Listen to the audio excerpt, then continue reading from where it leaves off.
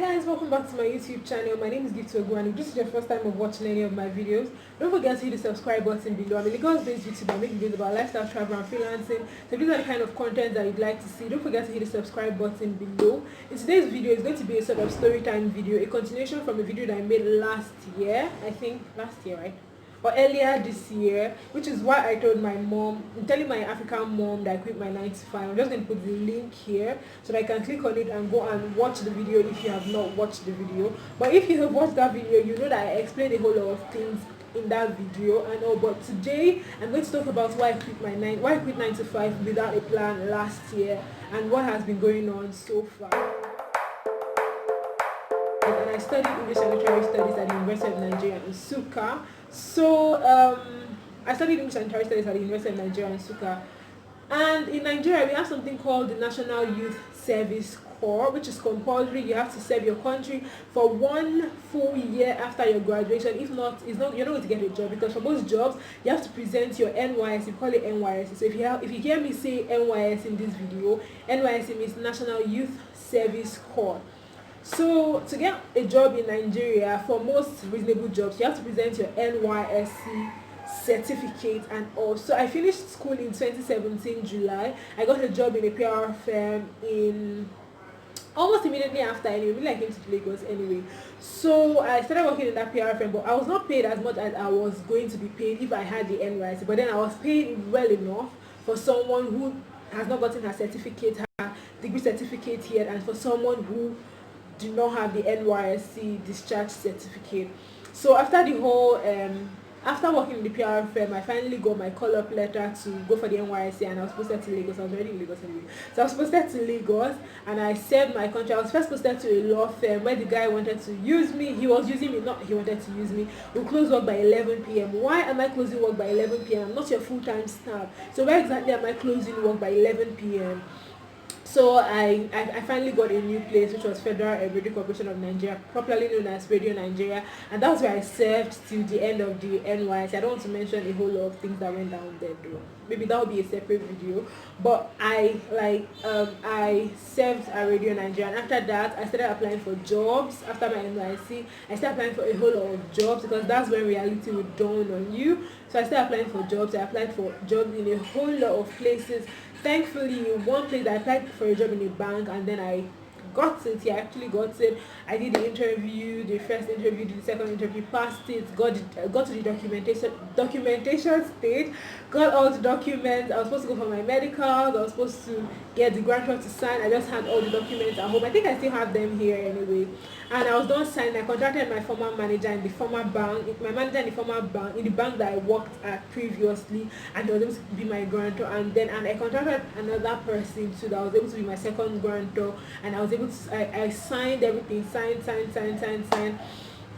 and I was ready to submit and begin my work in a bank. I've worked in a bank previously, but as an intern though. I was ready to begin life as a banker and all that. And all of a sudden, I just thought, you know what?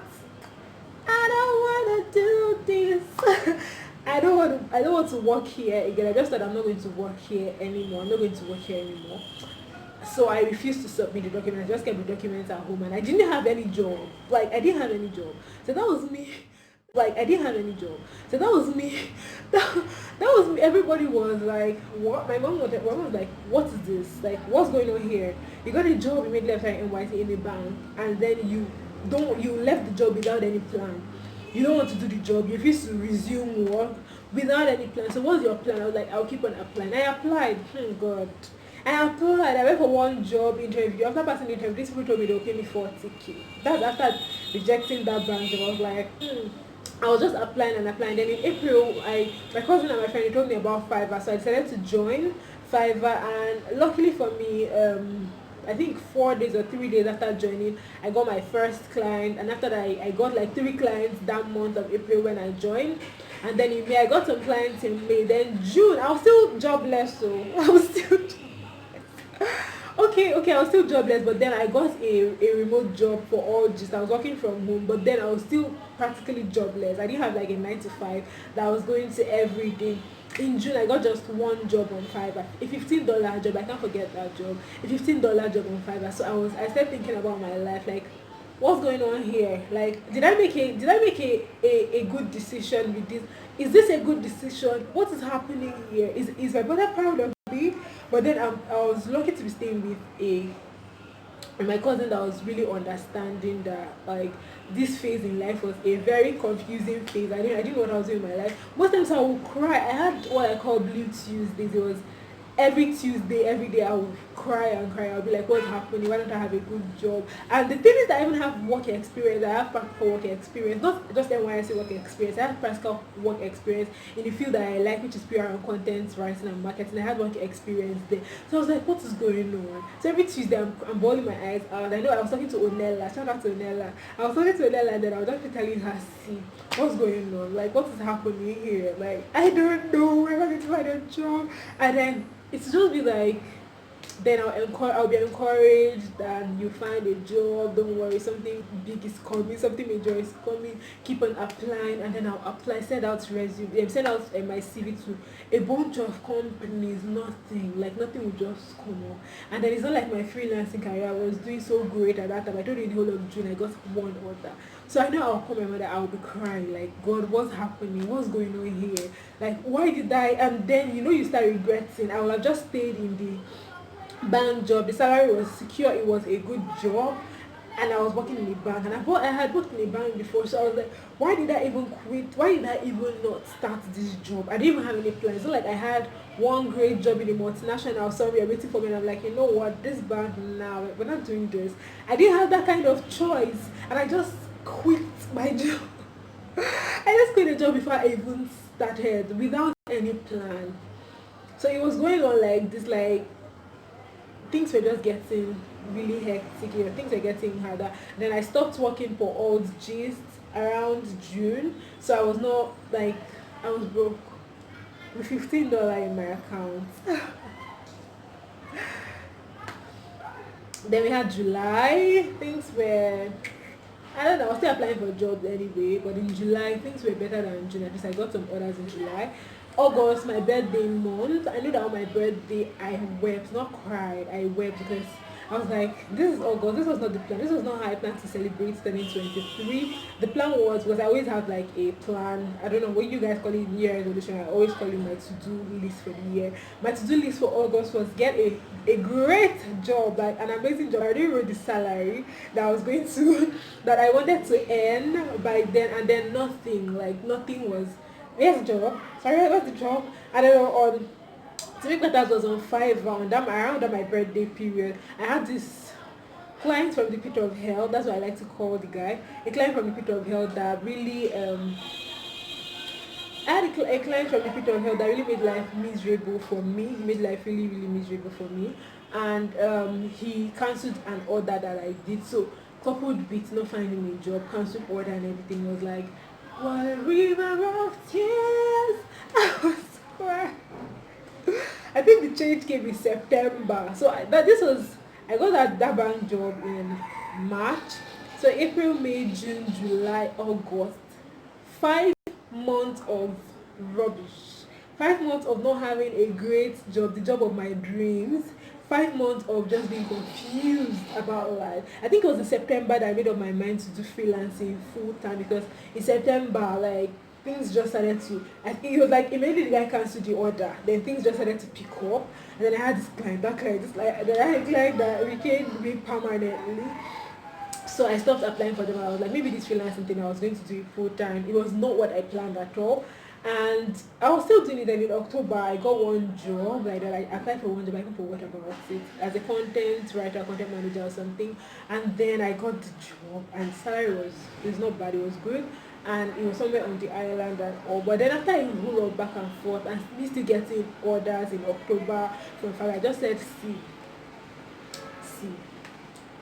let's face this thing. This freelancing is paying. Maybe we should put more effort in freelancing and like stop looking for a 9 to 5 and all that. So I just put in a lot of effort in freelancing, and I stopped applying for jobs from October. I was like, let me just go from October to December to see if this freelancing thing goes the way that I want it to go. Then I think I will just continue being a freelancer like for a long time and all. Thankfully, October was great, November was great, December was like the greatest.